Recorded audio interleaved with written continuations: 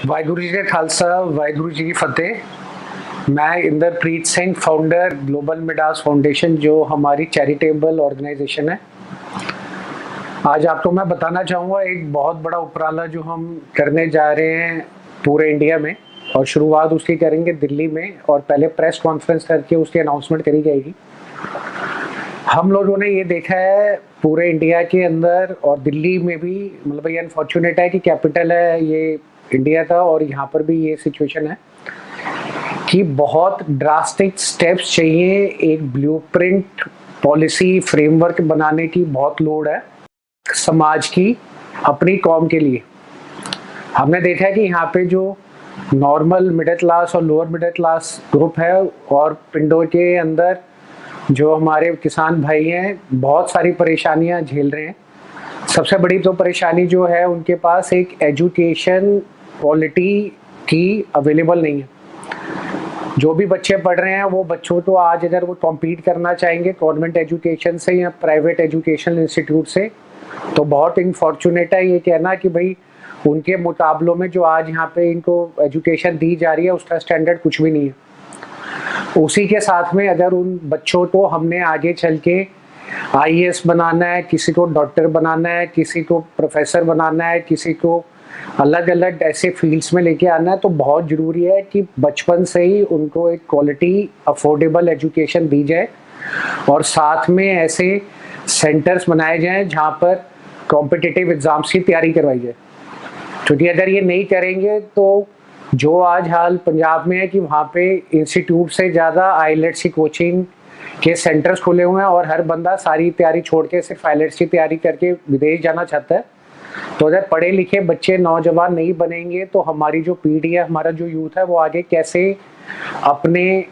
देश के लिए कंट्रीब्यूट कर पाएगा, उसके साथ में अपनी स्टेट्स के लिए कर पाएगा, और साथ में अपनी कौम के लिए कर पाएगा। दूसरा जो हाल है वो ये है कि औरतों की और उसके साथ में जो यूथ है उसकी पार्टिसिपेशन अपनी कम्युनिटी की डेवलपमेंट के अंदर कुछ नहीं है। तो अगर वो औरतें आज अपना घर समाज सारा चला सकती हैं, और ऐसा जो यूथ है जो पार्टिसिपेट कर सकता है अपने यूनिटी बनाने के लिए और एक मजबूत स्तंभ बनने के लिए, उन लोगों को भी एज अ वॉलंटियर्स जोड़ना बहुत ज़रूरी है पंथ के अंदर कौम की भलाई के लिए। तीसरा सीनियर सिटीजन्स है। सीनियर सिटीजन्स भी आज ये अनफॉर्चुनेट मेरा कहना है कि भाई अच्छे घरों में सब सहूलियत होते हुए भी संस्कारों के अभाव में माँ बाप की कोई भी वैल्यू नहीं है। बड़े सारे हमारे ऐसे हेल्पलाइन नंबर पे और डेली केसेस आते हैं जहाँ पे पता चलता है कि उनके पेरेंट्स को, माँ बाप को, जो बच्चे हैं बड़े हो गए हैं, अच्छे बिजनेस चल रहे हैं, बट वो उनकी केयर नहीं करते, परेशान करते हैं, और कई केसेस में तो उनको मरने के लिए बाहर भी छोड़ दिया। इसी के साथ में हेल्थ केयर पे आ जाएं तो जैसे हमने पूरी अपनी डॉक्यूमेंट्री बनाई पंजाब के अंदर कि जो फूड बास्केट ऑफ इंडिया था 1970 में, आज 52 साल के बाद वो कैंसर बेल्टिंग इंडिया के नाम से है। कैंसर एक्सप्रेस एक वहाँ से ट्रेन चलती है, और हर एक खेत के अंदर, पिंड के अंदर जब हम गए तो लोग कैंसर से पीड़ित हैं। तो आज भी नीचे लेवल पे अफोर्डेबल और पेनिट्रेशन हेल्थ केयर सर्विस की है नहीं। इसी के साथ में अगर हम देखें जॉब्स, तो सरकारी जॉब्स तो एक विकल्प है, बट वहाँ पे यूथ को इस लायक बनाना कि वो अपने छोटे छोटे काम कर सके, छोटी दुकानें डाल सके, छोटे कारोबार दे सके, और साथ में उनकी स्किल डेवलपमेंट हो, तो डेडिकेटेडली एक स्किल डेवलपमेंट का भी प्लान बनाना बहुत जरूरी है। वरना आज जो यूथ सारा पंजाब छोड़ के बाहर जा रहा है, इसी तरीके से पूरे देश में भी पलायन हो रहा है विदेश जाने का। तो आज उनको कोई हुनर नहीं मिलता, कोई स्किल डेवलपमेंट नहीं होती, और कोई अपॉर्चुनिटी नहीं मिलती कि वो अपने आप को पैरों पे खड़ा कर सके। तो हर बंदा बस एक ही कोशिश में है कि मैं बाहर चला जाऊँ। तो इन कुछ मुद्दों को मद्देनजर रखते हुए जो पूरे इंडिया से हम लोगों के पास इस तरीके के केसेस आए हैं, इस तरीके की बातें आई हैं, और चाहते हैं कि एक इंडिपेंडेंट सोशल प्लेटफॉर्म बने जहाँ पर जितने भी बुद्धिजीवी और जितने भी एक्सपीरियंस अपने पंजाबी और सिख कम्युनिटी में लोग हैं, चाहे वो रिटायर्ड आईएएस ऑफिसर्स हों, रिटायर्ड आईपीएस ऑफिसर्स हों, रिटायर्ड प्रिंसिपल्स हो, टीचर्स हो, वाइस चांसलर्स हो, उसके बाद एक्स सर्विसमैन हो, तो ये जो सारे हैं जिन्होंने इतने साल अपने देश के लिए और प्रोफेशनली काम करा है, उन लोगों का एक थिंक टैंक बनाया जाए जो अपने अपने एक्सपर्ट एरिया के अंदर एक पॉलिसी फ्रेमवर्क बनाए कि किस तरीके से पूरे देश में अपनी कम्युनिटी की डेवलपमेंट के लिए हम लोग खुद काम कर सकते हैं। दूसरी तरफ रिक्वायरमेंट है ऐसे वॉलंटियर्स की, ऐसे लोगों की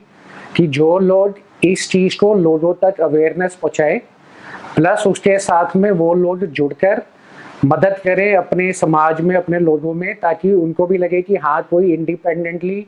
उन लोगों के लिए खड़ा है, उनके बारे में सोच रहा है। अगर इस तरीके की विचारधारा पूरे देश में जाए कि एक इंडिपेंडेंट प्लेटफॉर्म में हर तबके का, हर समाज का बंदा जुड़ सकता है अपनी तकलीफें लाने के लिए, प्लस एक एक करके एजुकेशन की, हेल्थ केयर की, जॉब्स की, एंटरप्रेन्योरशिप की, स्किल डेवलपमेंट की पॉलिसी फ्रेमवर्क बने और धीरे धीरे फिर उसको अगर पुश करा जाए, तो आज जो पूरी कौम एक मिस कर रही है कि कोई हैंड होल्डिंग हो, कि वहाँ पे लोग आए और उनको देखे और उनको संभालें। तो पंजाब और दिल्ली में अगर ऐसा हाल है तो पूरे जम्मू से कन्याकुमारी तक तो क्या हाल होगा। इसी के साथ में बड़ा जरूरी है कि बच्चों को, परिवारों को अपने गुरु घर से, अपने गुरुद्वारों से जोड़ा जाए, उनको हमारे गुरु की हिस्ट्रियाँ पता चलें, उनको हमारा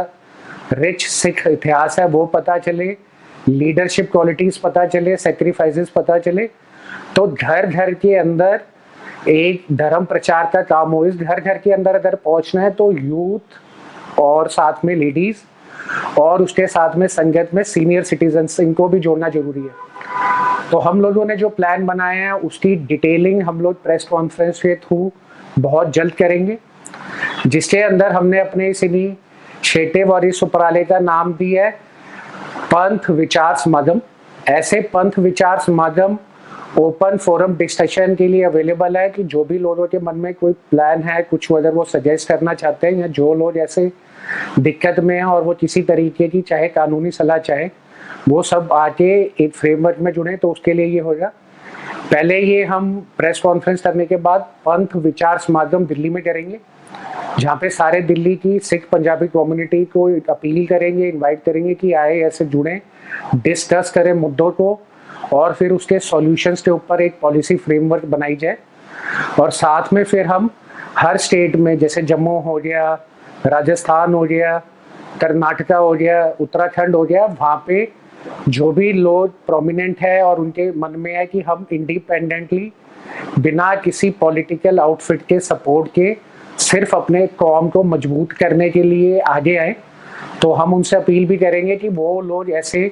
अपनी अपनी स्टेट्स के अंदर ऐसे पंथ विचार समागम ऑर्गेनाइज करें। हमारी जो कोर टीम है दिल्ली से, वो पूरे देश में हर स्टेट के अंदर जाएगी, वहाँ पे उनसे मिलेगी, उनके जो क्रिटिकल इश्यूज हैं, जो टेकअप नहीं हो रहे हैं या सामने नहीं पता चल पा रहे, वो हम लोग कैप्चर करेंगे, उनके साथ डिस्कस करेंगे, डॉक्यूमेंट करेंगे। और फिर वहाँ के जो लोकल लोग हैं, क्योंकि जब तक लोकल लोगों का इनपुट नहीं आएगा तो वो अपनी स्टेट के अंदर पंथ को कैसे मजबूत करेंगे। तो इसके लिए फिर वो हमें वहाँ पर ऐसे लोगों को जोड़े, एक समागम छोटा सा करें, जहाँ पे चाहे वो समागम गुरुद्वारे में ही हो, किसी के घर में हो, तो जिस तरीके से लंगर की सेवा होती है उसी सेवा से अपनी कौम की सेवा के लिए लोगों को बुलाया जाएगा,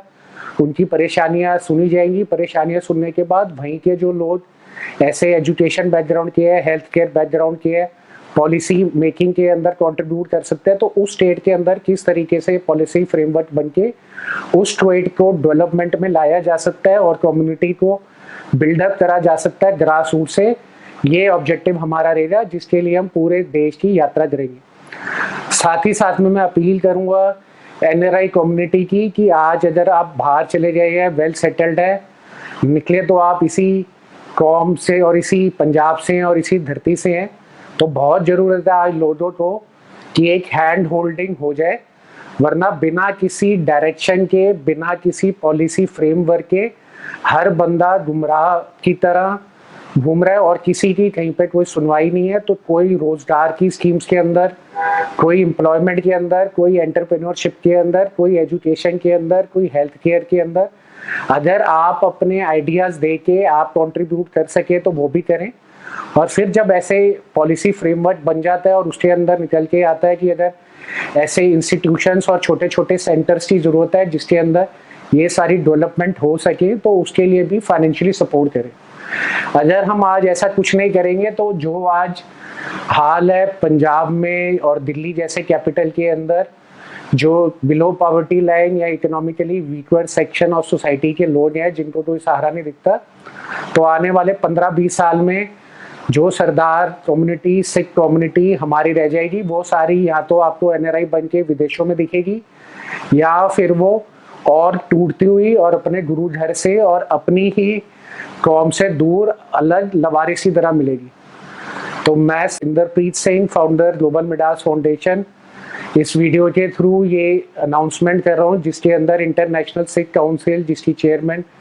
बीबी तरविंदर खालसा जी भी हमारे साथ जुड़ी हैं। मन से और दिन रात हम सब मिलके इस फ्रेमवर्क पे काम कर रहे हैं कि आए हमारे साथ इस उपराले को, जो हमारा पंथ विचार समागम हर एक स्टेट के अंदर हो और पूरे देश के लेवल पे बुद्धिजीवी जुड़ के, एक्सपीरियंस लोग जुड़ के अपनी सेवा दे, एक पॉलिसी बनाए कम्युनिटी की डेवलपमेंट के लिए, कौम की डेवलपमेंट के लिए। तो हम अपने रिसोर्सेज के थ्रू जो कर सकते हैं वो करें, और जिनको आज सबसे ज़्यादा हैंड होल्डिंग की ज़रूरत है उनको हम सरकारों के या हम उन लोगों को किसी पॉलिटिकल आउटफिट्स के या कुछ कमिटीज़ के ऊपर डिपेंडेंट ना छोड़ दें। हमें मजबूती की ज़रूरत है, एक साथ जुड़ के ग्रास रूट लेवल से सबको उठाने की ज़रूरत है। वाहिगुरु जी का खालसा, वाहिगुरु जी की फतेह।